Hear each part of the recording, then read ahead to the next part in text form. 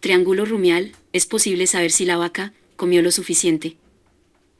El triángulo rumial puede ser un buen aliado para asegurarse que la vaca ha quedado llena al momento de ingerir su alimentación. Este triángulo rumial está ubicado detrás de la última costilla, en el lado izquierdo del bovino, debajo de la columna vertebral, lugar donde se ubica el rumen. Si en esta área se forma un hueco, alerta.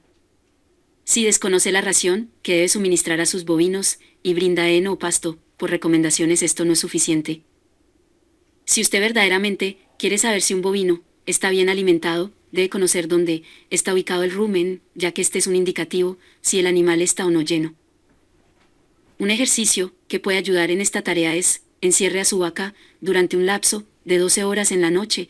A la mañana siguiente, usted será capaz de observar dónde se ubica el rumen, que es un bolsillo de carne hundida en forma de un triángulo, ubicado exactamente en el lado izquierdo. El rumen ocupa casi el 100% del lado izquierdo de la cavidad abdominal, cabal donde finalizan las costillas, hacia la parte posterior.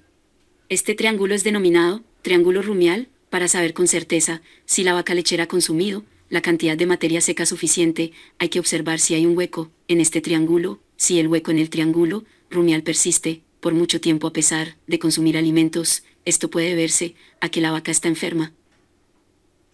Otros signos para comprobar que el rumen está lleno y sano es observar que las vacas mastiquen tranquilas o escuchar sus entrañas al estar cerca de ellas. Más allá de lo anecdótico, también este es un indicador de cuidado, ya que un hundimiento notable del triángulo rumial notable en la etapa de preparto está en aumento el riesgo de desplazamiento de ovomazo,